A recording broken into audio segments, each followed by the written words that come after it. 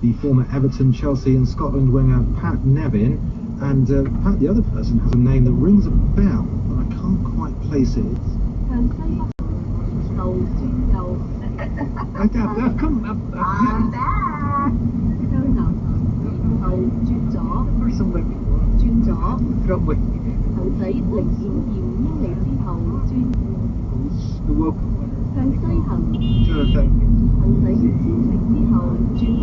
That was the football team. Apart from that, I can't see much. Not much there. Hi, Heather. Well, you gotta keep scrolling. You gotta keep scrolling. I guess your computer frizz or something. Yeah, there's more at the bottom. Which one is boss? That was the longest Wikipedia page I've ever seen in my life. Gigantic. Amazing to hear you guys. I've missed you. Yeah. Maternity sabbatical is now over. And yeah, thrilled to be back and talking footy again. What's most challenging, Heather? Playing in a World Cup final, working with me and Pat, or motherhood? Well, you know what? I think that everybody that you know that has had a baby should get an extra ounce of love or high five or hug if you're not social distancing. Because women are amazing. Let me just throw this out there. I have a newfound appreciation for my gender. I mean, now William's here, and I already had him on the football pitch, got into some first touches. I said that his mommy very good head start and had him out there at about 60 days old. So hopefully that does the trick. Well, I've heard of pushy parenting, but this is on a new level, Heather. Well, from a new arrival in the O'Reilly household to a new arrival in the European Champions League final. Sunday's match will be between Bayern Munich and Paris Saint-Germain. Bayern were last in the final in 2013. In their 50th year and 9 years after being taken over by a branch of Qatar's sovereign wealth fund, making them one of the richest clubs in the world. Since then, they've dominated French football. They've already won the treble again this season, but it's the Champions League that they've wanted to win most of all. And Pat, they were very impressive here for the first half of this. Amazed. But foremost as a footballer, and I know that you were very impressed by Neymar. Yeah.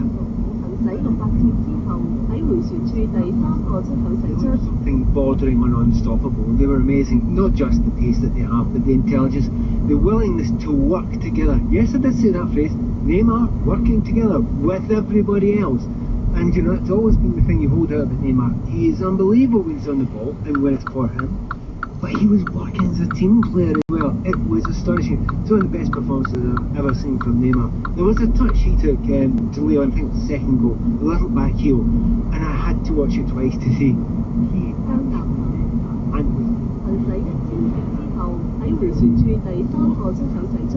got to look forward to now. Those two amazing teams, two attack-minded teams, you know, and you just look at them, Bayern, what's their run of results? Aggregate results against top teams, wait for this, 10-3 against Spurs, sorry Manny, 7-1 against Chelsea, sorry Pat, and 8-2 in one leg against Barcelona. Look, this cannot be anything other than a cracker of a final.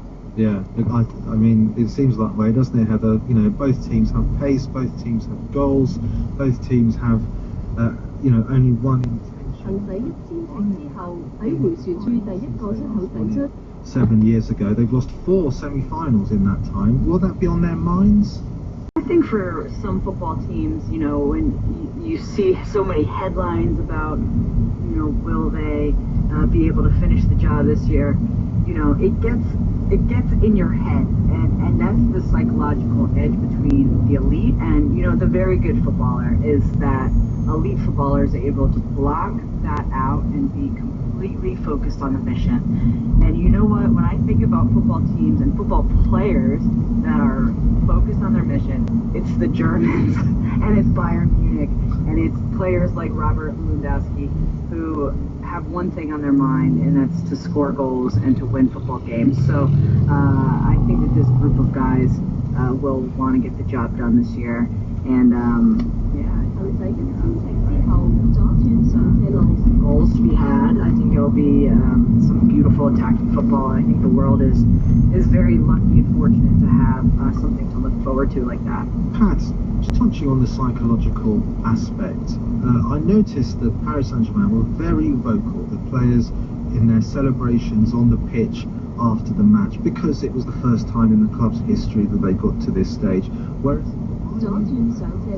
seemed a lot more measured, a lot more cool. Is there a danger that psychologically, at least, PSG may have peaked a game too soon? Possibly so. It's very difficult for them because, you know, they have had that period where they haven't been playing the games, obviously, in Liga. So, you know, they're trying to peak at the right time, but they've only had a limited amount of games. And also on top of that, as you suggest there, this is a team that haven't been there before. The manager has said before the game, if we win this game, this isn't celebrations as if we have won something extra special. This is where we should be, get to Champions League final. So the manager's got the right concept in his head. He's telling them all the right things. But the PSG, remember the Manchester United game, you know, when they completely blew that. Just when they're within reaching distance, they blew it, but they didn't this time. And I think that's what that was. I think that's what you were seeing there. You were seeing a relief. Wow, we did it this time, especially as against a team that they know they should have won. Well, now, Thomas Tuchel, he's German, of course, isn't he? He's just beat a German team, and he knows he's probably going to get a German team in the final. So he's got that in his mind as well. You know, he's got his own country thing and the history of, you know, Bayern Munich he's going to have to look forward to next as well. So he knows where he's going. He knows what he has to deal with. He knows the job ain't done yet, but he'll be excited about it. And as I say, we are all excited about it. It should be brilliant, this game. Well, both of Sunday's finalists have a German coach. In fact, 3 of the 4 semi-finalists had a coach from Germany. The first time in the competition's history that a country supplied that many coaches into the last 4. Julian Nagelsmann, Bayern Munich's coach is Hansi Flick, and Paris Saint-Germain's coach is Thomas Tuchel. And of course, last year's Champions League winner is also a coach from Germany. A question for the former coach of RB Leipzig, Stuttgart and Danish club Brøndby, Alex Zorniger. There's no doubt that the education of coaches in Germany is on a very high level. It's a coincidence, together with the natural quality of German people in general, to work structured, to analyze situations, to analyze clubs, and not just doing something because we did it for the last 20 years. It's also interesting that at least 2 of these 3 coaches were no top-class Bundesliga players. If you also take Jürgen Klopp, he says it himself that he was not the most gifted player in the world. So it is obvious that you are learning much easier, you're filling up your toolbox much easier when you are a coach who is not, just because of his reputation in the past, becoming like now Andrea Pirlo. Yeah? He was never a coach and started with the best team in Italy right now. That has not happened with these coaches. And what's also interesting is that those guys, all of them, Tuchel, Nagelsmann and Klopp, didn't have profiles as coaches before they got their first job as head coach. They were all gambles by their first clubs. You're right. In Germany right now, it's even more difficult for the experience.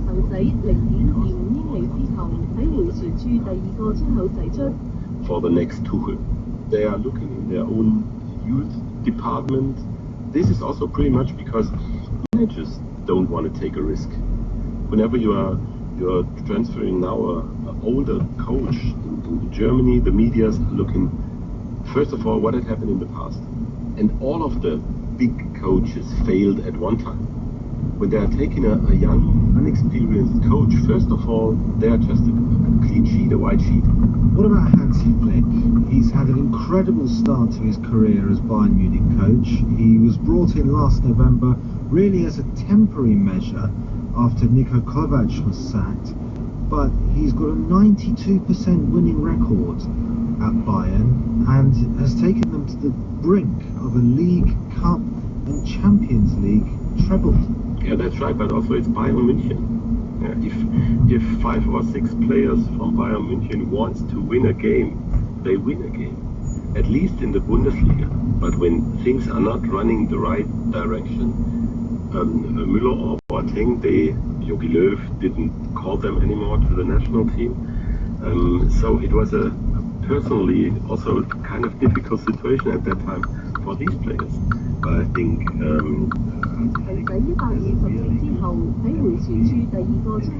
a good guy. He's also a very good coach, but obviously he hit a level.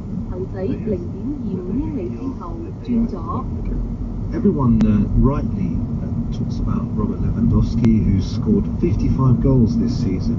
But what about his fellow forward Thomas Müller, to whom you already alluded?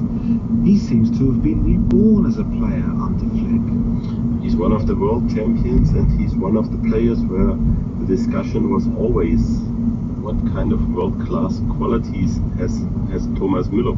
It's just a combination of different qualities and an outstanding mentality that Thomas Müller became what he is right now, and that is in some games a world-class player. Van Gaal said very early Thomas Müller will always play. When they were asking, is Thomas Müller playing, or you took out some other players? So it's about, he saw something in Thomas Müller which he was developing, of course, afterwards as well. He's, when you see whoever is scoring goals, Thomas Müller is one of the first players there, celebrating and talking. He's always giving all players the feeling there's somebody who's taking care of me. So he's not so much interested in his own success. He's a pure team player. Another Bayern Munich player is Joshua Kimmich, normally found in central midfield, but currently covering at right back. Well, I say covering, he's playing like he's been there for 10 years. But you know him very well because you signed him for RB Leipzig back in the early days when they were in the third tier, and when he, as an 18-year-old, been rejected by Stuttgart's reserves. If somebody would have told me at that time Joshua would become a first league player, I would have said, yeah, could be. If somebody would have told me that he would become a national player, I would have told him. Then a number of things had to go the right way. If somebody would have told me that he could be an option for the next captain of the national team, the go-to guy at Bayern München in the midfield, and so on and so on and so on, I would have told him, that needs really a number of really lucky circumstances. But there's no limit for players like him, because his biggest strength is this unbelievable willpower. Of course, you have the basic abilities, the basic skills, but there are not so many outstanding skills, like extraordinary speed, 1-versus-1 qualities, like outstanding passing qualities, even though it's on a... Travel, I'm Katie Tyler on the M25 clockwise. It's stop-start from junction 4 for Orpington towards the Clackett Lane services after a breakdown. Anti-clockwise, it's crawling from junction 3 for Swanley towards the Dartford Tunnel, not helped by a breakdown earlier. The Seven Sisters Road is blocked northbound between Amherst Park and St Anne's Road. That's because of an accident. And just hearing that the Rotherhithe Tunnel is closed in both directions because of a breakdown. On the trains, Greater Anglia have no service from Hackney Downs to Enfield Town or Cheshunt. That's a great description. What kind of a player was he when he left Leipzig? How much had he changed? We had him just on loan for 2 years, and we wanted to assign him on a permanent base. And then we had a meeting with the agent and with Joshua, and they told us that Joshua most likely will leave to a Champions League club in Germany. But we were really surprised when we found that it was Bayern München, because Bayern München is Bayern München. That's the top club in Germany. We thought it could maybe Leverkusen or maybe Dortmund, but it was the logical and clear decision to go to Bayern München, even though I think sometimes you need these circumstances, these special circumstances to make the next step, and that was for sure also that some of the players in Bayern at that time were injured. So he got the chances to play and he used them. He certainly did, Pat, didn't he? That was the former RB Leipzig coach, Alex Zorniger. Pat, last week you were talking about Joshua Kimmich. I mean, it's amazing to think that, you know, just a few years ago he was turned down by someone's reserve team because he has become an absolutely integral part of Bayern Munich, and one of those players that you wouldn't be surprised to see playing for them in 10 years' time. Now, if you had to have 11 clones playing, who would it be in world football? Then you could go for Ronaldo or Messi, and I went for Kimmich. That's how highly I rate him at being brilliant everywhere. But they gave me against Leon, Boateng got injured and went off, and then Sula, come on, the centre back, and you know, Sula then got an injury.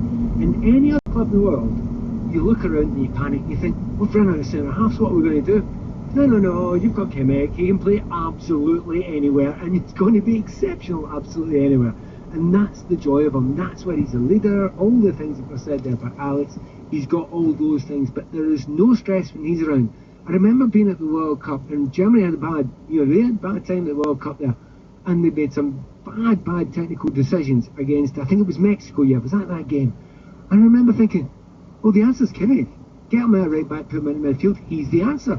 And the amount of times you look, Manny, and say, what's the answer? Actually, it's Kimmich. It's amazing, he's that good.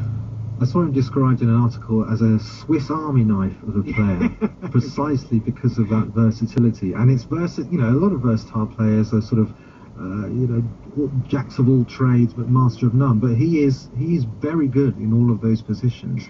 And what a comfort blanket to have for a manager too. It's just like he's a player that you can sort of sleep better at night if you're a manager, because you know you have this in your back pocket to kind of save your behind from time to time, and can just slot in so many places and help the squad. When Thomas Tuchel took over at Mainz Hertha, his first job as head coach, he was just 35. Julian Nagelsmann was 28 when he took over at Hoffenheim. How difficult is it for a young coach with no profile to speak of to gain the trust and respect of the dressing room as they have? From my personal standpoint, I would have a real hard time with a young manager. I think I had a lot of mentors and coaches that were older than me, so I was just used to that, sort of like I guess a father figure, or somebody that kind of show you the ropes, because they've had literally more experience on this earth in football and outside football. So generally they're older than you, and that's what you're used to. So to have a manager that's younger than you, I think is a little bit of a shock, especially for older players, to get to the point where you look around, you look at the physio sometimes, and you're like, wow, I'm older than the physio, but you're not used to looking at the manager and being older than the manager and maybe having more experience. However, I will say what was interesting about Alex's interview and what he described from the German Federation and how they approach their managers is, at a certain point, every veteran manager has had a tough spell somewhere. And I think that it does give a little bit of sense of confidence to have a fresh approach, and perhaps the fact that these young managers haven't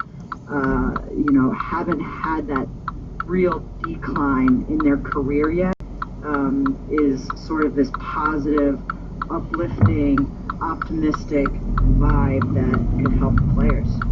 Well, normally losing semi-finalists are consigned to history with nothing. We're going to talk about RB Leipzig for a bit because it is an interesting story that their 11-year history has already provided. On the one hand, going from the 50th lavishly compared to their illustrious rivals is highly impressive, but on the other hand, they're reviled by many German fans because the drinks company Red Bull, who owns them, has been pretty open about the fact that they've done it for marketing reasons. Also, fans accuse them of trampling all over the spirit of the long-cherished rule of clubs being majority owned by supporters. Let's talk to Guido Schaffer. After retiring as a player, he became a journalist and is now the sports editor of the Leipziger Volkszeitung newspaper and author of a couple of books about RB Leipzig. He's just back in the city after spending some time in Lisbon with the Champions League matches. Lucky man. Welcome to the programme, Guido.